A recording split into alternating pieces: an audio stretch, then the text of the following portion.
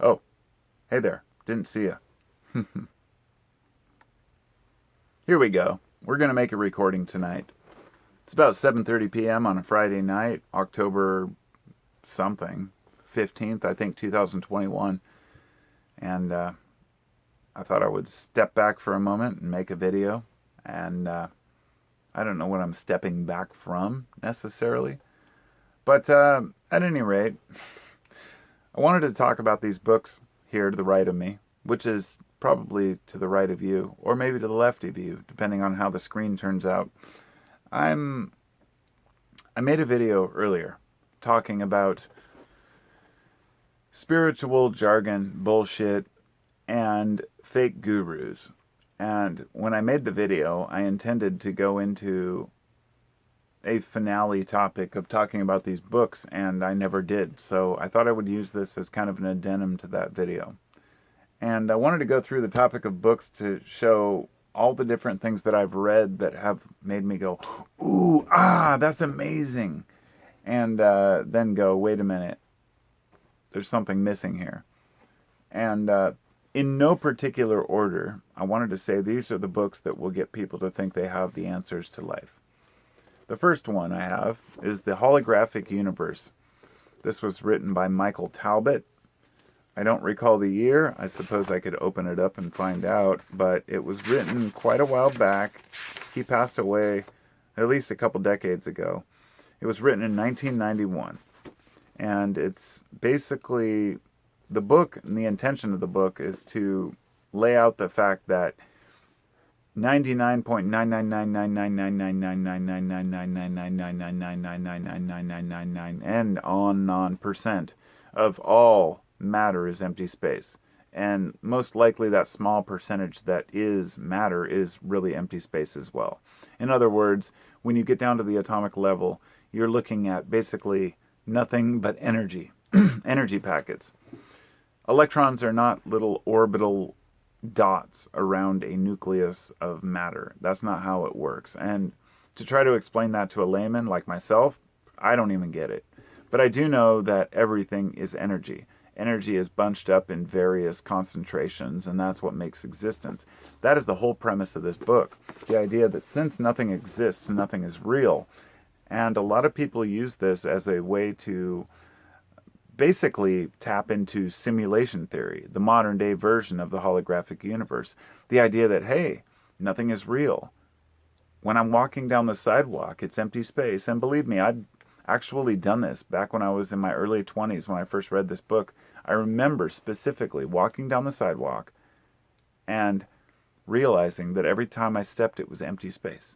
And holy cow, I'm walking on basically energy. These are amazing revelations, but they don't lead us any closer to the truth or understanding about who we are or what the universe is. And books like that are used as kind of a way to say, look, nothing's real, therefore you manifest your own reality. And I think that's wonderful until we manifest a reality that doesn't work for us. Because you may be able to create your own reality, but you don't create the laws of the universe. And even if it is a hologram, even if it's all a simulation, you're still living by those laws in this life. So often we're trying to figure out how to live within this reality, whether we call it a 3D reality or not. One of the things that we have for that is this next book, which is The Art of Dreaming by Carlos Castaneda. I'm going to tell you that I'm not here to diss this book or put it down. In fact, it was probably one of the most influential books I read in my entire life. This was because it was during a time when I wanted to learn how to lucid dream. And I also have a book called Creative Dreaming by Pamela Ball, I believe. And I read that whenever I could, whenever I'd wake up in the middle of the night or before I went to bed, I'd read this book about lucid dreaming and learning how to control my dreams. I got to the point where I was in control of my dreams. I learned to fly. I asked to speak to my spirit guide. He was a little black kid. We walked up on this hill and he told me I could fly, and it was a weird experience. Amazing experience. But people say, why did you stop doing it? And I say, because I realized that living in a dream, living in an alternate reality is not facing the reality we're in now. If the dream world is the eternal world, so be it. Some of the things the ancients said and some of the stories in that book say that, dreaming is another dimension, that you're actually in another place. I have no interest in disputing or proving that. All I know is that if I can control my dreams, it gives me a better control of my life. Because when we're not in control of our life, we tend to not be in control of our dreams. I know people who have nightmares, who wake up sweating. This is not normal or natural. It's something that needs to be dealt with. So the next book I have here, flipping through randomly, as I said, The Tarot of the Bohemians, or Tarot if you prefer that. Now, this is a book that absolutely drives me bonkers. It's not just a book of, words. It's a book of symbols, ideas, tarot cards. And what it tries to do is tie the tarot cards into real life. And I included this one because I've heard people quote it, and I've read it, and it is impossible to understand. Impossible to understand. I mean, there may be a person out there who gets it, but it doesn't mean it's real. And maybe this brings me to an important concept, which is the consensus reality. It's not about what one person discovers. It's about what we can all agree on. That's much more important. So let's say one person in a village of 100 says, I have the truth. This is the truth. But everyone else is living a separate truth. It doesn't matter how true that truth is if others can see their own reality, if that makes sense. But the next one would be Taoism or Taoism. I would leave that one aside, but because I don't want to diss the practice, because I think it's phenomenal, just like Zen. Magical Passes is the next one by Carlos Castaneda. This book is called Magical Passes, The Practical Wisdom of the Shamans of Ancient Mexico. Now I should mention, having Carlos Castaneda books does not mean that I think he is a real, that Don Juan was a real person. If you haven't read any Castaneda, it was supposed to be based on the teachings of Don Juan DeMarco, I believe, who was a Mexican guru or shaman who was teaching Carlos all these teachings and tricks. The going theory is that Carlos made all this up and he wanted to use the Mexican shaman as kind of a conveyor of the information because people wouldn't trust a white author. And he probably wasn't wrong. But these books have changed lives. I mean, there's The Power of Silence, it's a phenomenal book. And I'm not denying that he had something. Between that and The Art of Dreaming, they're great books. But I wouldn't say that I necessarily trust that he got all this from who he claims he did. But let's move on to here. We've got, here's another one. Srimad Bhagavatam, the second canto, part 1.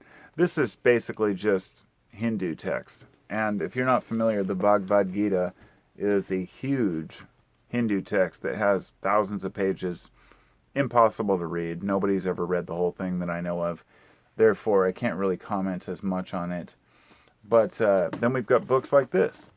DMT, The Spirit Molecule, written by Rick Strassman. He's a doctor who did all these experiments into dimethyltryptamine to see how it affected people, whether they could look into other dimensions, whether they could see past lives, whether they could, whether the experiences they had were really based in any type of understanding or reality beyond a psychotic episode, let's say. And without going into too much detail, let's just say I've had more than enough of my own experience with this substance to know that it will only teach you what's already in your brain. It's not taking you to another place. It's not showing you other dimensions or other beings. It's showing you an anthropomorphized or visual version of what is deep within your inner psyche. And that is even more valuable. In other words, we want to know we need to know what's in ourselves more than we need to know what's out there. And that's why it's not that it's a dismissal of the DMT experience, but rather an understanding that it's something deeper that's all internal. And since the above is below, maybe it's the same thing. But a couple final books just to throw in here. I've got the Lives of Saints, which is a commentary on the Bible and the book of Mark, and it's got all these beautiful like illustrations. I have people come to my door asking me how I feel about religion. I've got the Book of Mormon here. I've got Inner and Outer Peace Through Meditation, and The Secret Teachings of All Ages by Manly P. Hall. And I know a lot of people would say, oh, Manly P. Hall was a Freemason. How could you possibly listen to him? Well, guess what? I already have the Lexicon of Freemasonry, a big fat book here that I picked up at Goodwill a while back. And it's got all the different Freemason terms, from Hiram to the High Priestess to Mitre to modern Masons. It's basically a dictionary for Masonic terms. Why did I show you all these books? Basically to say that they're all bullshit. You can read as many books as you want. I know in the modern day of the internet, everyone says, oh, too many people are stuck on the internet. What happened to good old-fashioned book reading? Look, books are just the internet on snail pace. It's the same thing. When you start to realize that people who write things are just people who write things, that's when you can begin to unpack the bullshit. That's when you can start to see things for what they really are. And at that point, we can realize it's okay to laugh at the fact that we don't know shit, others don't know shit. There are no spiritual gurus who understand the full truth. There are no financial gurus who understand the full truth. Political gurus. We are basically on our own. And because of this, we can rely on the collective over the individual, because too many people believe in individual over the collective. Even though the collective can be morons, there's an average understanding that we have. A good example would be love. You can ask universally through the world, what's the most important thing? And people will say, oh, family, connection, love. That's not something that depends on where you live or what region you're in. These are things that everyone says are important to them. Acceptance, living a good life, being happy, doing great, fun things, feeling appreciated. But all of this takes work on our own part. So a lot of people just buy it. It doesn't work.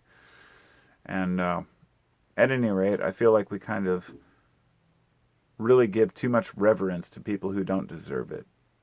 Authors, vloggers, YouTubers, whoever it might be, we think that people have it figured out because they tell you they have it figured out. And I'm here to say they don't.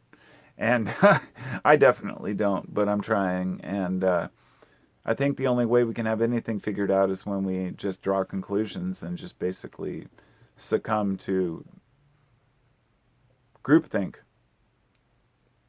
It's either that or you're an individual that gets ridiculed for your own thoughts. Anyhow, thanks for listening. Talk to you next time. Be well.